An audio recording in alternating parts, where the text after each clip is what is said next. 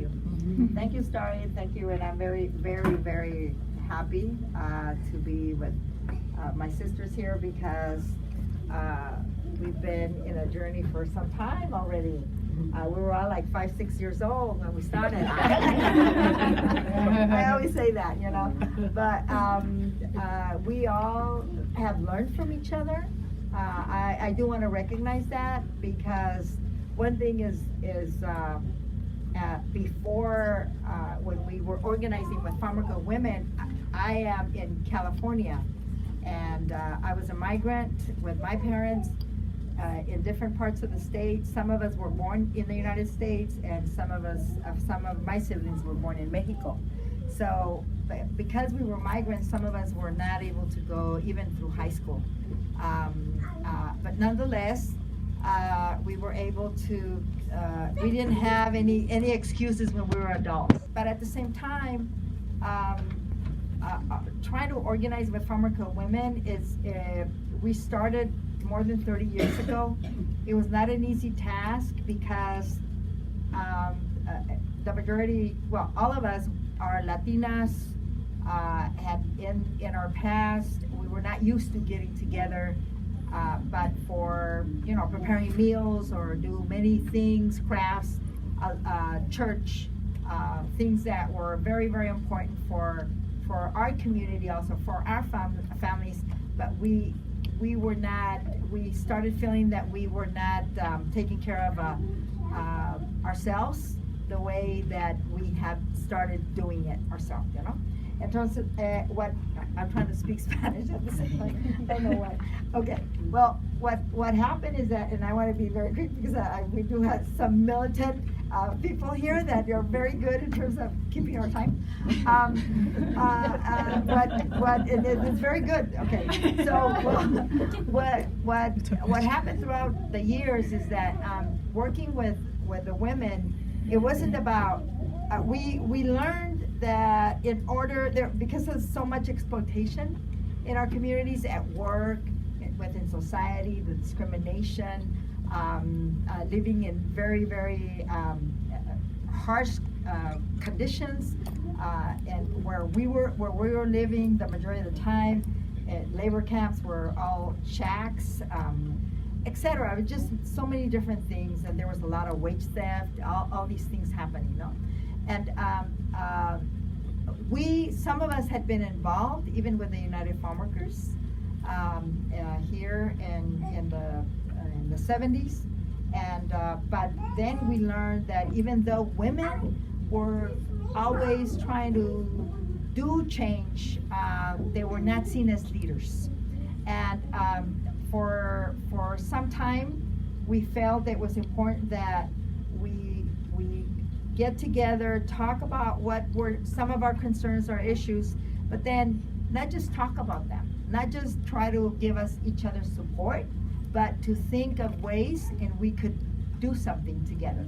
So it was a long journey because it wasn't easy, especially when we did a survey and we found that a large percentage of our community in the school district, our young women there was a lot of teen pregnancy, a lot of gangs, a lot of drugs, and a lot of issues, and the district was not taking care of our children as we were expecting. At the same time, the school council the city council did not want to approve housing for, and this is just a community where we lived most of the year.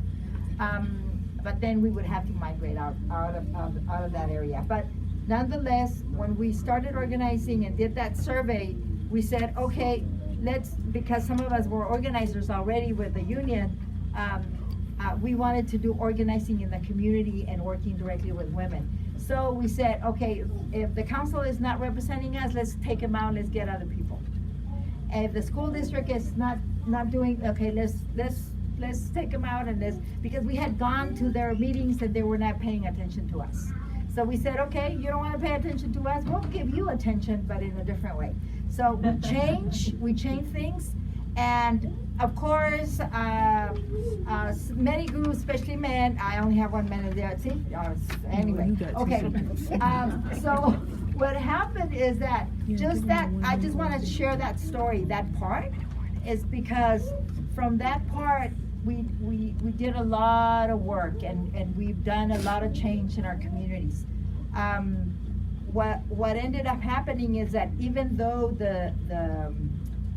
we did change, we met, we felt it was important what we were doing, we still had many men, not only from different diverse communities, many men, and even our communities, the men were not happy that we were involved outside of our homes, except if you would go to church or do all of these other traditional services.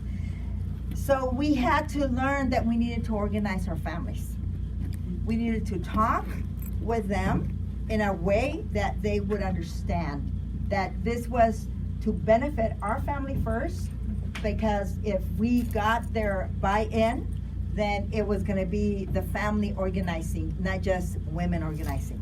So our commitment, and believe me, most of our brothers, it wasn't just the husband or the compañero, it was organizing our siblings, organizing our uncles, our dads, especially my dad, and things turned around. The women and the men are working together. But one thing that will always stay, we are the members of the organization. We are the members of the movement.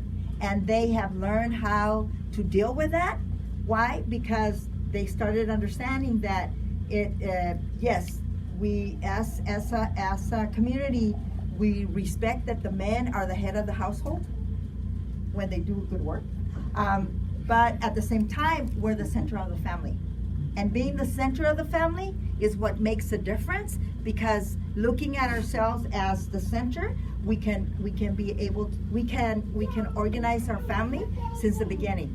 So our children, we're teaching them to learn different ways of how to not just respect adults or older people, but to understand that there's no more traditional roles if it's affecting your family, yourself as a person, and your community.